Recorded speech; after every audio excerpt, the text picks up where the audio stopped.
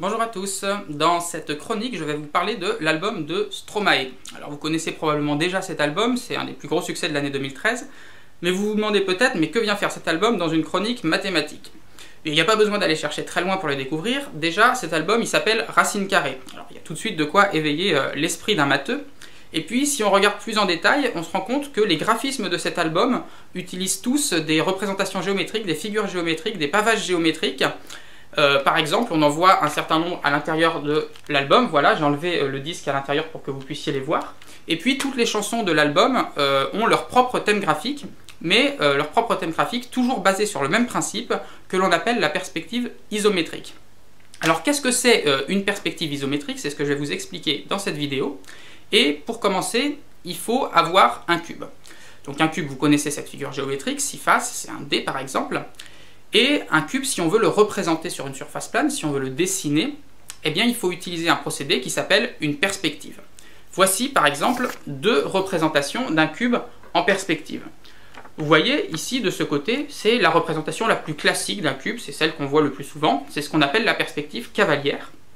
Et puis de l'autre côté, il y a la représentation d'un cube qui va nous intéresser, c'est la représentation isométrique, avec une perspective isométrique.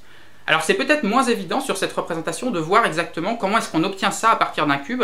Donc prenons notre cube et puis regardez, je vais vous montrer comment est-ce qu'il faut le regarder pour obtenir cette perspective. Il faut le regarder en diagonale de la façon suivante. Hop, je vais bien m'aligner avec la caméra.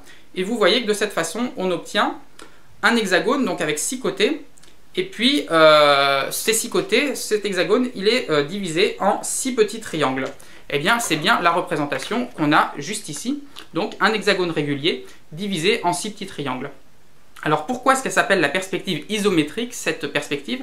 Eh bien tout simplement parce que les 12 arêtes du cube, donc les 12 petits bâtons bleus qu'on a ici, sont représentés sur cette perspective à la même taille. Vous regardez ici, les 12 traits qui composent cette figure ont la même taille, ce qui n'est pas le cas dans la perspective cavalière. Par exemple, ici, cette arête-là, ici, ce trait-là, est représenté du fait de la perspective plus petit que celui-ci. Alors ce qui est bien avec cette perspective aussi, c'est que vous voyez, elle est composée, la perspective d'un cube, uniquement de triangles équilatéraux qui sont tous égaux. Et donc, pour pouvoir dessiner, faire des dessins en perspective isométrique, la première chose qu'il faut faire, c'est se munir d'une grille triangulaire comme celle-ci. Et à partir de cette grille triangulaire, on va pouvoir faire toutes sortes de dessins en perspective isométrique. Regardez par exemple.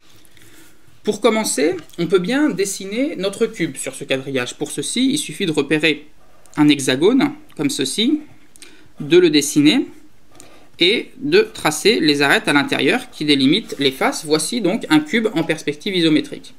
Mais à partir de ce cube, on peut faire des constructions plus élaborées. Par exemple, on peut dessiner une arche, comme ceci.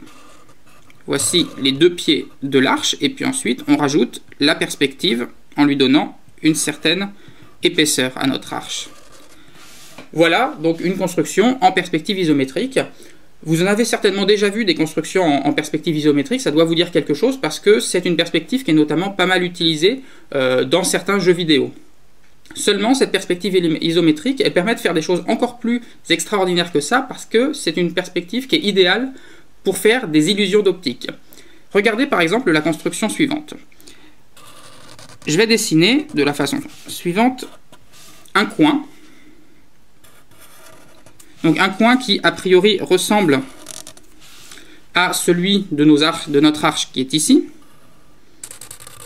Hop, voici donc un angle qui représente un angle droit. Donc jusque là, il n'y a pas de problème de perspective. Mais maintenant, ce coin, je vais relier les deux bords de façon à former un triangle.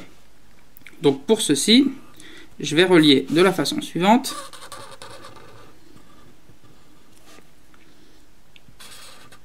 Hop, et comme ceci ici. Et là maintenant on a un triangle, et si vous observez bien, vous vous rendez compte que ce triangle, il est fait dans une perspective qui n'est pas possible. C'est un objet qui est dessiné sur le papier à plat, mais qui ne correspond à aucune figure réelle. Si par exemple on colorie ici bien les différentes faces pour mieux voir comment ça se raccorde, vous allez vous rendre compte que cet objet est tout simplement impossible, c'est une illusion d'optique. Il porte un nom, ce triangle, il s'appelle le triangle de Penrose. En fait, il doit son nom à un mathématicien et un physicien britannique qui s'appelle Roger Penrose. qui est né en 1931, il a 82 ans actuellement, en 2013, et c'est lui qui a donné son nom à cette illusion d'optique. Et si on revient maintenant à l'album de Stromae, eh bien si vous observez bien les motifs géométriques qui se trouvent sur cet album, vous pourrez vous rendre compte qu'il a utilisé un procédé un peu similaire à celui du triangle de Penrose. Alors bien sûr, les motifs géométriques qui sont là-dessus sont plus complexes que simplement ce triangle-là, mais il y a également des figures qui sont impossibles, il y a également des illusions d'optique cachées dans ces motifs géométriques et qui ne peuvent pas se représenter réellement en 3 dimensions. Voilà comment on peut utiliser la perspective isométrique.